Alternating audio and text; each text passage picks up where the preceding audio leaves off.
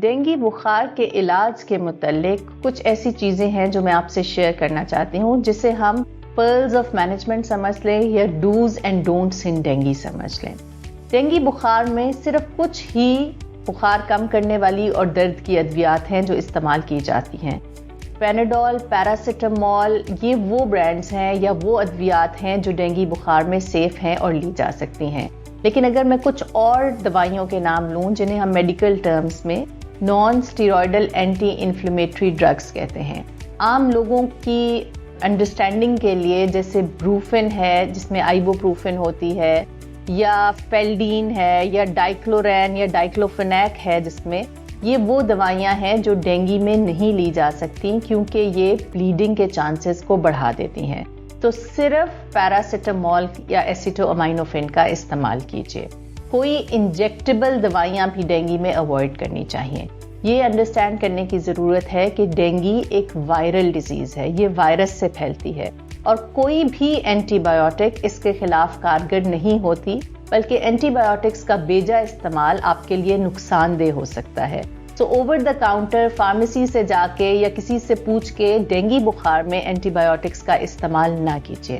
اس کے علاوہ لوگوں کو یہ لگتا ہے کہ شاید جو فلوئڈ یا ڈرپ لگوانے سے جسم میں بہت طاقت آ جاتی ہے اور بخار کی کیفیت میں ڈرپ لگانے سے طبیعت میں بہتری آ جاتی ہے۔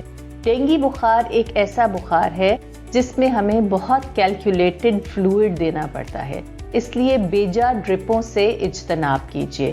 اگر آپ کا ڈاکٹر یہ سمجھتا ہے کہ آپ کو الٹی یا متلی کی کیفیت کی وجہ سے منہ سے نہیں دیا جا سکتا، تب ہی وہ آپ کو فلوئڈ یا ڈرپ ایڈوائز کرتے ہیں اور صرف ڈاکٹر کے مشورے سے ہی اس کا استعمال کیجیے۔ اس کے علاوہ کچھ لوگوں کا یہ بھی خیال ہے کہ اسٹیرائڈ کے انجیکشن لگانے سے ڈینگی میں بہتری آ جاتی ہے۔ سائنٹیفک لٹریچر نے یہ شو کیا ہے کہ اسٹیرائڈز کا ڈینگی میں کوئی بھی رول نہیں ہے، رادر کچھ ٹرائلز کے اندر اسٹیرائڈز کی وجہ سے ڈینگی کے علاج میں زیادہ مشکلات پیش آئی اور مریض کی حالت خراب ہو گئی۔ اس لیے اسٹیرائڈ کے انجیکشنز اور گولیاں پلیز ڈینگی بخار کے مریضوں میں اوائڈ کیجیے۔ اس کے علاوہ کچھ لوگوں کا خیال ہے کہ گھریلو ٹوٹکوں سے بھی آپ ڈینگی کا علاج کر سکتے ہیں۔ بہت لوگوں سے آپ نے سنا ہوگا کیونکہ یہ بہت زیادہ مشہور ہو گئی تھی بات کہ پپیتے کے پتے کے عرق سے ڈینگی کا علاج ہوتا ہے۔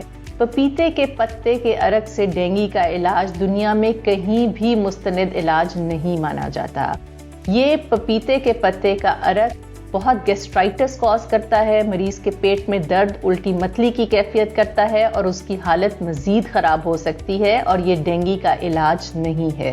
اسی طرح سیب کے جوس میں نیمبو کے قطرے ڈال کے یا لال انار کا جوس پینے سے بھی ڈینگی بخار ٹھیک نہیں ہوتا۔ ان جوسز کی اپنی نیوٹریشنل ویلیو تو ضرور ہے، لیکن یہ ڈینگی کا علاج نہیں ہے، نہ ہی ان میں ایسی کوئی چیز ہے جو ڈینگی کے وائرس کو ختم کر سکتی ہے۔ سنی سنائی باتوں، افواہوں اور ٹوٹکوں پر عمل کرنے کی بجائے کسی مستند ڈاکٹر سے مشورہ کریں جو آپ کو صحیح علاج میں مدد دے گا۔ اس کے علاوہ لوگوں کا ایک تاثر یہ بھی ہے کہ ڈینگی بخار پلیٹلیٹس کی بیماری ہے۔ ڈینگی بخار پلیٹلیٹس کی بیماری نہیں ہے، یہ بخار ایک وائرس ہے جو کہ آپ کے جسم میں خون کے لال خلیوں اور پلیٹلیٹس دونوں کو کمی کا باعث بنتا ہے، کیونکہ یہ بون میرو پر اثر کرتا ہے جہاں سے پلیٹلیٹس اور وائٹ سیلز پروڈیوس ہو رہے ہوتے ہیں۔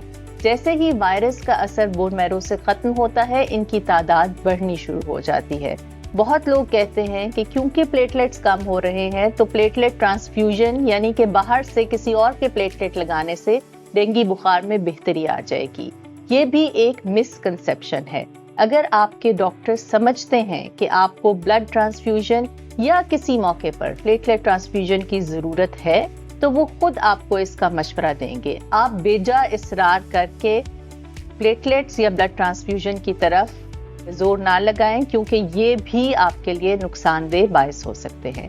اس کے علاوہ کچھ لوگوں کا خیال ہے کہ بہت زیادہ مشروبات کے استعمال اور بہت زیادہ پانی پینے سے بھی ڈینگی وائرس کا اثر ختم ہو جاتا ہے۔ یہ بھی ایک غلط تاثر ہے۔